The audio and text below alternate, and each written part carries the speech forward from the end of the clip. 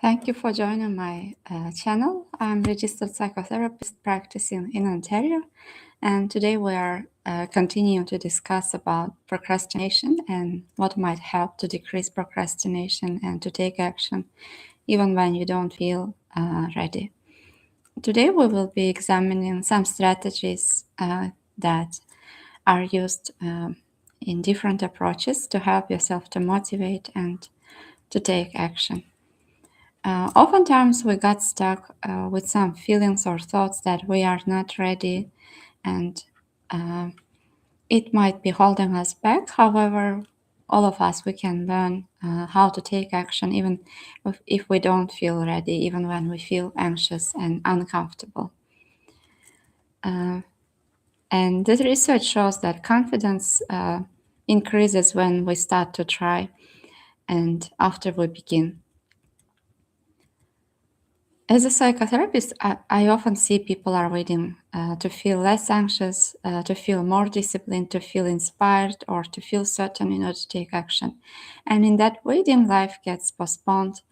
However, what if readiness is not a requirement? And what if you could move forward with doubt, with heaviness, with fear? This guide will show you how uh, not to start by forcing yourself or waiting to feel perfect, to feel motivated, but these strategies would help you to understand that it's possible to take some action even while feeling scared, anxious, uncomfortable. One of strategies on how to overcome this fear and anxiety goes through uh, pausing before acting. Before we talk about goals, pause for a moment and notice what thoughts do you have right now? What emotions are present there? Is there tension in your body? Do you feel exhausted, frustrated with other people? Or do you feel stressed, fatigued, excited? Is there any resistance? Don't try to fix anything. Don't try to improve anything. Don't judge anything. Just notice.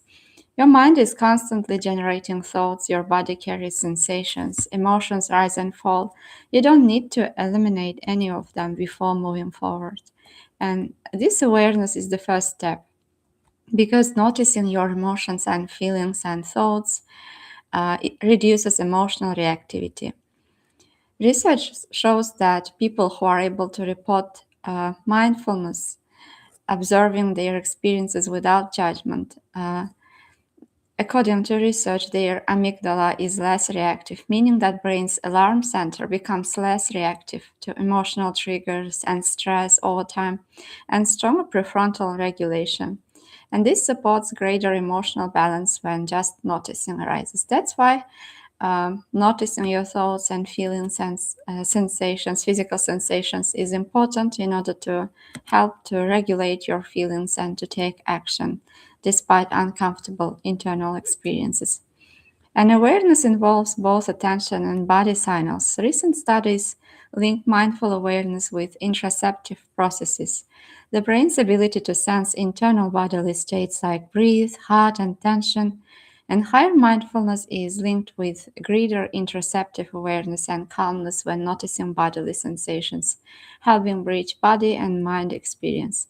So, anytime when you notice that you are having strong anxiety or strong fear, shifting your attention to your bodily sensations also might help to direct your attention towards something else and not being impacted by anxiety or fears and increasing secondary reaction and helping yourself to regulate your emotions to feel calmer.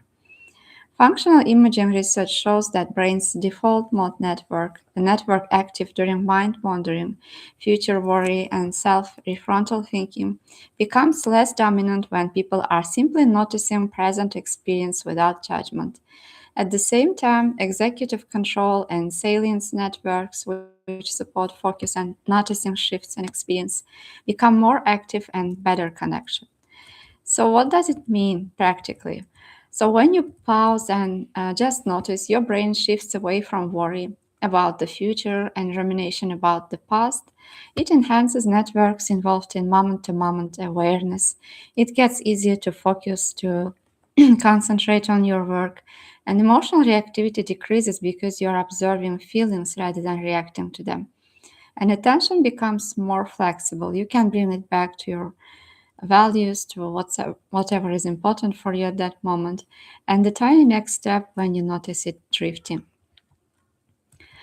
And when you want to start certain things, try asking yourself, what brought me here today? For instance, why did you come for this session?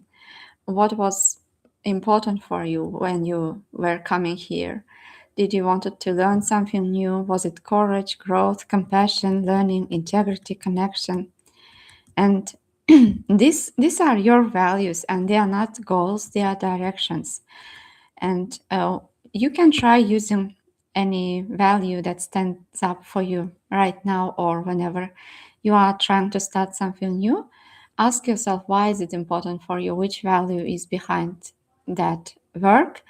And noticing on that value would help you to stay more motivated, disciplined, consistent, because values are not goals and they are directions. So you may, for instance, walk north for kilometers and you would never be able to reach the north. So you never may be able to complete your growth. You never fully achieve compassion. So there are ways of being, and goals can overwhelm you, but values would guide you. And when you act from values, even the smallest step has meaning. So once you have noticed discomfort, whether it's feeling, thought, bodily sensation, anxiety, fear, step outside, notice it, observe it, and invite your why. Invite the reason why you opened this guide.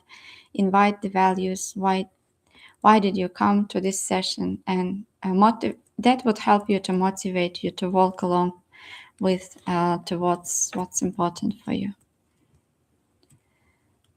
And try to make the action as small as possible. Here is what most people get stuck. They set big goals such as I'll completely change my routine, habits, I'll read a book every week, I'll never procrastinate again. And when discouragement shows up, they stop. Instead, do something radically different. Choose one tiny action, so small it almost feels laughable, and something, for instance, that takes 1 or 3 minutes. And if your value is growth, maybe it's opening a training video, reading one paragraph, or writing one sentence, reviewing one flashcard, or sending a message. And that's it. Not an hour, not a transformation. It's a total life reset. So just one small act that expresses your value might help you to connect with momentum and keep going even at the presence of fear. So you are practicing becoming the kind of person who moves towards what matters, even in small ways and even in the presence of anxiety. Think which version of you would be there when you can take steps despite discomfort. What difference would it make for you to be able to take these steps despite fear and anxiety, and which feelings and thoughts would be present?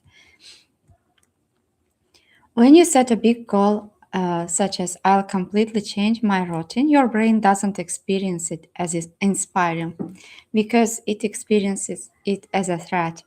And large undefined tasks activate brain's threat detection system, particularly amygdala. And amygdala scans for potential danger. Danger might include uncertainty, possible failure, social judgment, loss of energy. And when a task feels overwhelming, the brain predicts discomfort and tries to avoid it. And your nervous system responds accordingly. Increased stress signals, avoidance impulses, urges to escape or delay, and you want to move towards short-term relief, such as scrolling, snacking, distracting yourself. And that's why procrastination is not laziness; it's an emotional regulation, and your brain is trying to protect you from anticipated discomfort. And large goals also heavily activate prefrontal cortex, the area of your brain that's responsible for planning, decision making, self control. And prefrontal cortex has limited capacity. When a task feels difficult, long, vague, or it increases cognitive load, and brain must plan multiple steps, predict outcomes, manage uncertainty, sustain attention for a long time. And this all is too demanding and consuming energy. And your brain is wired to conserve energy whenever possible. That's why you are trying to postpone, you are trying to distract yourself to avoid the task. And when you reduce the task to something that takes 2 3 minutes, several things change neurologically. The threat system calms down. A tiny action doesn't signal danger. It doesn't require huge effort. It doesn't carry massive consequences. Therefore, amygdala stays quieter because the perceived risk is lower. So less threat is less avoidance, and the brain sees it as achievable. That's why setting small goals can create quick completion experiences.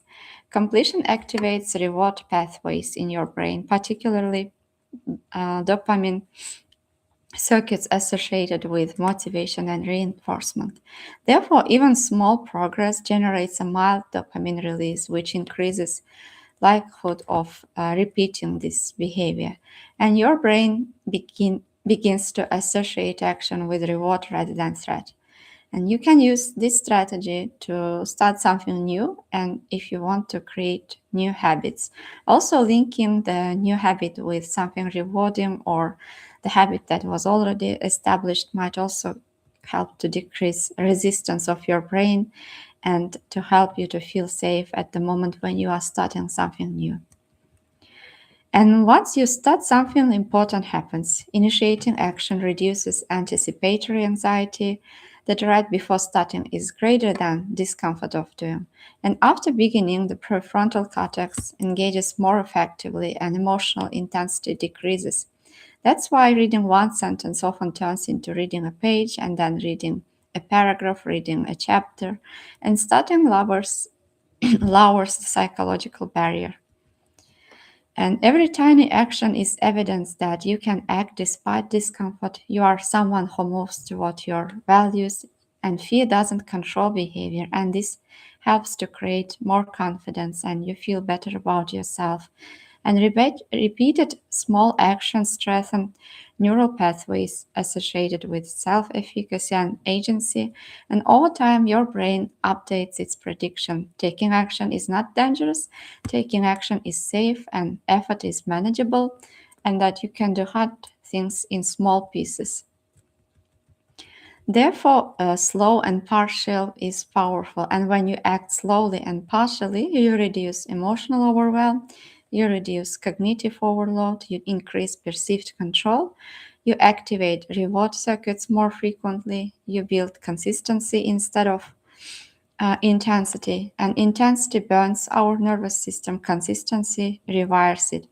Your brain changes through repetition, not force, and that's why one paragraph is more powerful than a promise to read a whole book. That's why one sentence matters, and that's why 60 seconds count. And you are not trying to prove something, you are training your brain to experience action as safe, possible, and aligned with what matters. And that changes everything. So today we discussed about the importance of pausing before starting tasks and noticing your feelings, your thoughts, your bodily sensations, and reminding yourself about why it's important for you to start this task and whatever you are trying to do, and finding the value behind that task and focusing on that value. And I hope this was helpful for you. So, noticing resistance and setting as small goals as possible and making them as simple as possible and starting might help to create momentum and to help you to keep going and to start doing things. I will continue to share the strategies about how to increase your confidence, how to decrease procrastination in the next days. Thank you for your time. Thank you for coming. And if you have any questions, please welcome to leave your questions in comments. See you in the next videos.